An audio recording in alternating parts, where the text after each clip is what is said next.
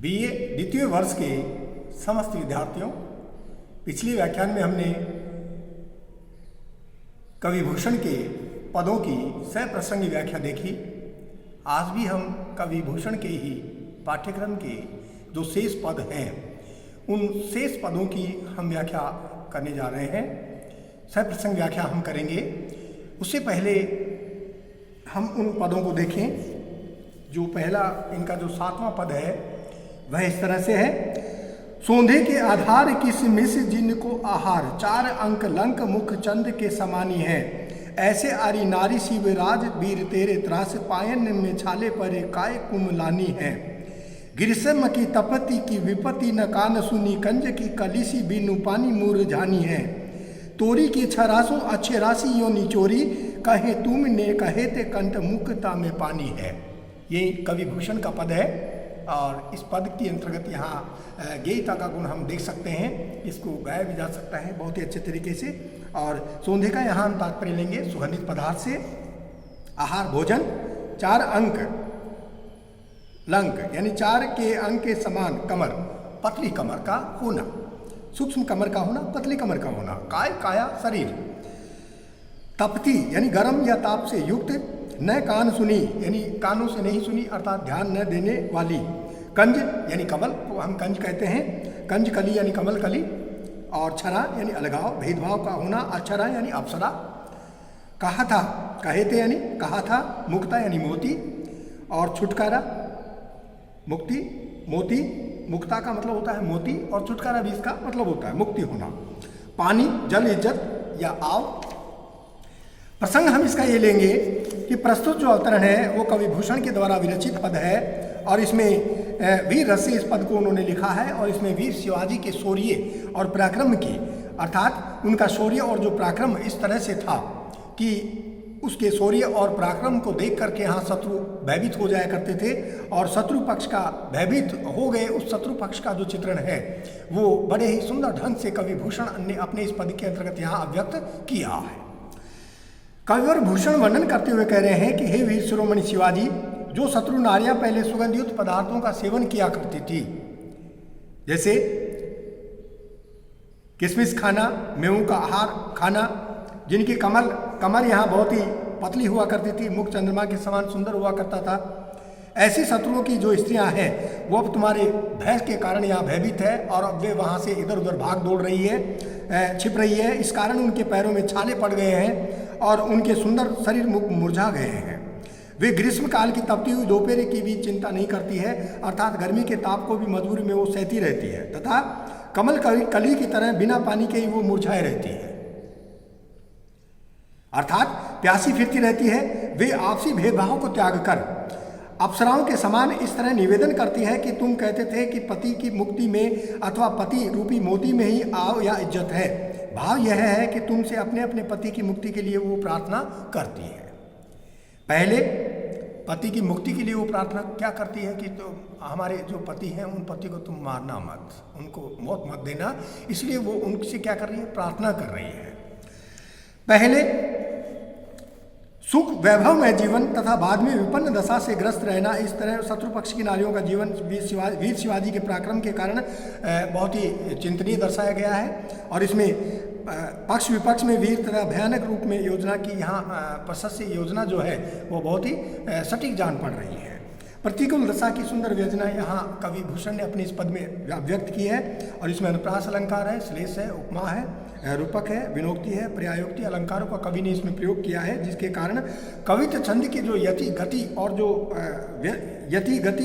जो पदमेत्री है वो बहुत ही सुंदर बन पड़ी है। अब हम इनका लेंगे 8वां पद। ये 7वां पद हमने देखा, अब हम ले रहे हैं 8वां पद। 8वां पद इनका है। आपस ही की फूट ही ते सारे हिंदुवान टूटे, टूटो कुल रावण अनीत अति करते, पैठी को पाताल बलि ब्रज धर ईर्षाते, टूटो ईर नाच अभिमान चित धरते, टूटो शिशुपाल वासुदेव जू सो बैरी करी, टूटो है महिष देते अधम विचरते, राम कर छुअन ते टूटो जो महेश चाप, टूटी पातशाही शिवराज संग लड़ते। ये जो पद है ये भी वीर शिवाजी के द्वारा रचित पद है और इसके जो कठिन शब्द हैं यानी हिंदुवान यानी हिंदू राजा, बलि यानी राजा बलि, ब्रजधर इंद्र, देवराज इंद्र, वासुदेव कृष्ण, अधम बुराहुना, महेश शिव, चाप धनुष, महिष महिषासुर जो एक राक्षस था, पातशाही यानी बादशाही मुगल साम्राज्य। प्रस्तुत अवतरण कवि भूषण के द्वारा विरचित है और इसमें भी उन्होंने राष्ट्रीय भावना का परिचय दिया है और वे कह रहे हैं कि हिंदू राजा भी वीर शिवाजी का साथ देते तो उस समय भारत को मुगलों के अत्याचार से बचाया जा सकता था, लेकिन हिंदू राजाओं ने उस समय वीर शिवाजी का साथ नहीं दिया। तथा इस ऐतिहासिक सत्य की ओर संकेत करते हुए कविवर भूषण कहते हैं कि आपस में फूट होने से ही भारत के सारे हिंदू राजा मुगलों द्वारा दबाए जाते रहे और उनके राज्य नष्ट किए गए। वस्तुतः हिंदू राजाओं ने भी यह गलत कार्य किया। अगर एक होते तो शायद मुगलों का इतना दुस्साहस वहाँ उस समय नहीं होता और जैसे बहुत अनित करने से शक्तिशाली रावण का कुल भी नष्ट हो गया था, वैसे हिंदू राजाओं की अनीति से यह देश अपने गौरव, अपनी संस्कृति और सभ्यता से कैसे नष्ट होने लगा।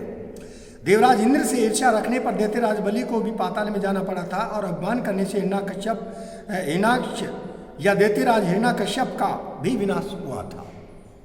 इसी प्रकार भगवान श्री कृष्ण से वैर करने के कारण राजा शिशुपाल का भी विनाश हुआ और बुरे आचरण करने से महिषासुर नामक दैत्य का भी विनाश हुआ।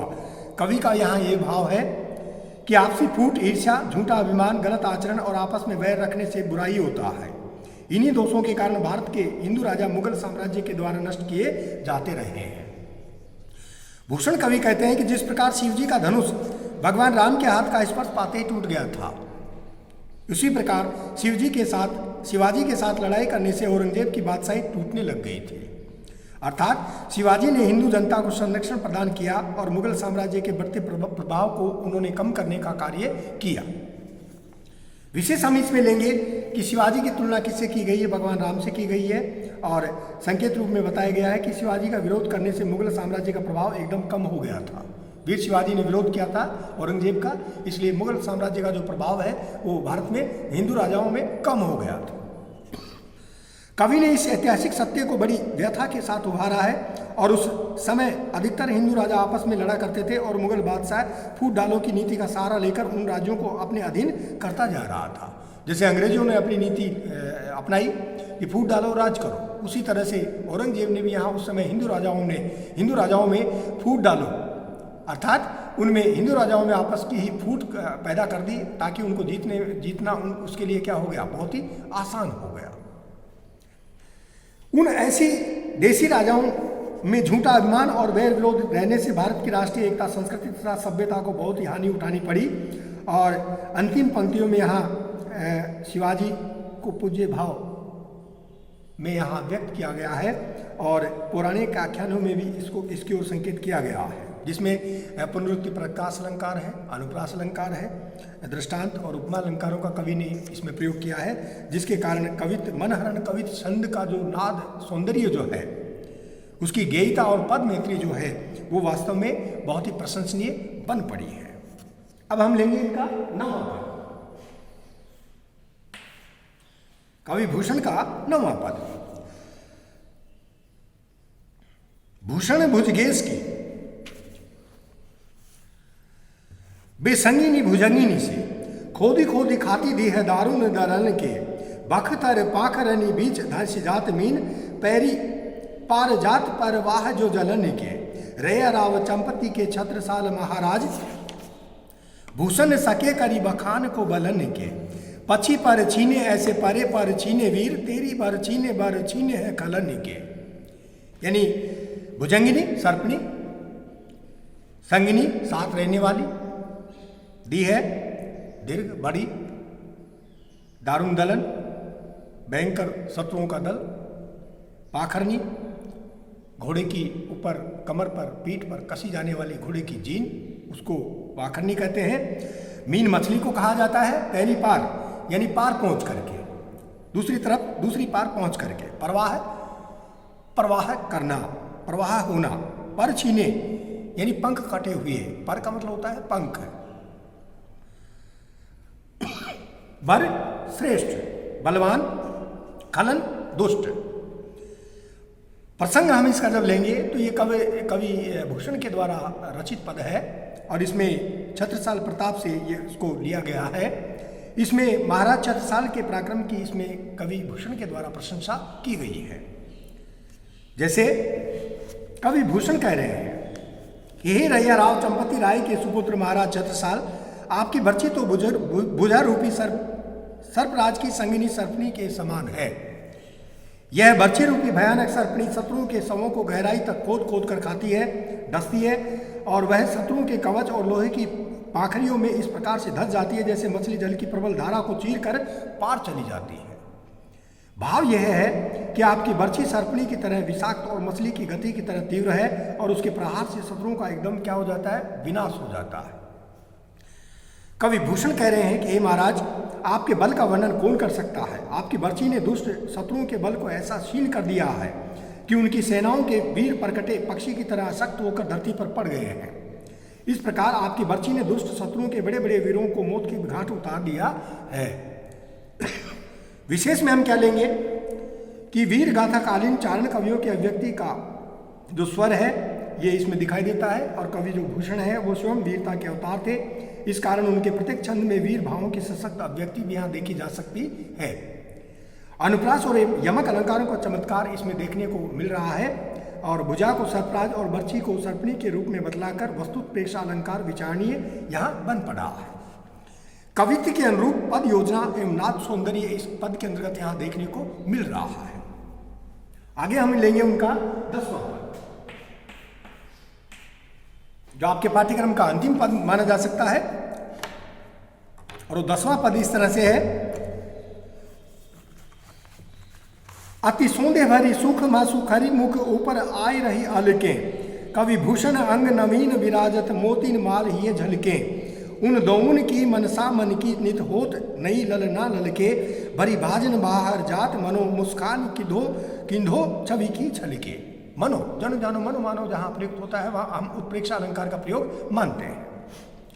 इसके जो कठिन शब्दार्थ है सौंधे का अर्थ में लेंगे यहाँ सुगंध से युक्त, सुखमा परम शोभा, खरी तेज, अलके सिर के बाल, लटे झलके चमकती हैं, मनसा अभिलाषा इच्छा, मनसी यानी मन के समान, ललना स्त्रियां, ललके लालायित होती है और भाजन यानी पात्र। भूषण ग्रंथावली से संकलित यह पद है और यह अवतरण श्रृंगार विलास से संबंधित पद माना जा सकता है। इसमें कवि भूषण ने नायिका की जो एक अनुपम छवि या शोभा है उसका वर्णन अपने इस पद के अंतर्गत यहाँ लिया है। कवि भूषण कहते हैं कि उस नायिका के अंगों में यौवन की सुगंध युक्त सुषमा व्याप्त है और उसके सुरम्य मुख के ऊपर लटें अर्थात केश राशि बिखर रही है। उसके नवीन अर्थात नव यौवन से परिपूर्ण अंगों की शोभा विशिष्ट है तथा उसकी छाती पर मोतियों की माला झलक रही है। उस नायिका के साथ ही नायक की अभिलाषा प्रतिदिन मन के समान एकदम तरोताजा बन जाती है और उन्हें देखकर नव यौवनाएं लालायित बनी रहती है। उस नायिका की मधुर मादक मुस्कान ऐसी छलकती है कि मानो शरीर रूपी पात्र उससे भर गया और शरीर रूपी पात्र उससे भर करके और क्या हो रहा हो, धीरे धीरे छलक रहा हो और वह मुस्कान अब बाहर छलकने लगी हो अथवा उसकी मुस्कान के रूप में उसकी छवि की बाहर छलक रही हो। विशेष हम इसका क्या लेंगे कि श्रृंगार चित्रण के रूप में नव यौवना नायिका के अंग सौंदर्य का मधुर चित्रण कवि भूषण के द्वारा इस पद में किया गया है। साथ ही नायिका के शरीर का जो सौंदर्य है वो इतना अत्यधिक रूप में बतलाया गया है कि वह मादक तरल पदार्थ की तरह बाहर छलक रहा है। इसमें कवि की भाव प्रवणता यहाँ व्यक्त हुई है और इसमें अनुप्रास का कवि ने प्रयोग किया है। अलके झलके ललके छलके, इसमें अनुप्रास हम मान सकते हैं। वर्ण की बार बार जब आवृत्ति होती है तो हम उसको अनुप्रास अलंकार का प्रयोग कहते हैं। इसके बाद उपमा इसमें है, उत्प्रेक्षा, और ये अलंकार जो है बड़े ही सुंदर तरीके से कवि भूषण ने अपने इस पद के अंतर्गत यहाँ प्रयोग में लिए हैं तथा 24 वर्णों तथा 8 सगण वाले दुर्मिल छवैया छंद की जो गति यति जो है वो इस पद के अंतर्गत यहाँ देखने को मिल रही है। साथ ही उन्होंने इसमें जो वर्णन दिया है कि मानो उत्प्रेक्षा अलंकार का कवि ने इसमें प्रयोग किया है और उसका शरीर की जो सुंदरता है उस सुंदरता के छलकने का जो वर्णन किया है कि उसके शरीर को उन्होंने एक पात्र माना है। जिस पात्र में यहाँ सौंदर्य भर दिया गया हो और उस सौंदर्य उस पात्र के भर जाने के बाद भी उसमें से क्या होता है, छलकता रहता है, उसमें से बाहर निकलता रहता है। तो कवि भूषण जो है वो बड़ा ही सुंदर प्रयोग है या सुंदर वर्णन करने में यहाँ पूर्ण रूप में क्या हुए हैं, इसमें सक्षम हुए हैं। और आज आपका जो ये पद था ये कवि भूषण का अंतिम पद था। इसके साथ ही आपका कवि भूषण का जो पाठ्यक्रम है, उनके जो पद हैं वो आज समाप्त होते हैं। अगले पद में आपको कवि घनानंद के बारे में विस्तृत रूप से उनकी जो पदों की व्याख्या है वो व्याख्याएं आपको बताई जाएगी। धन्यवाद।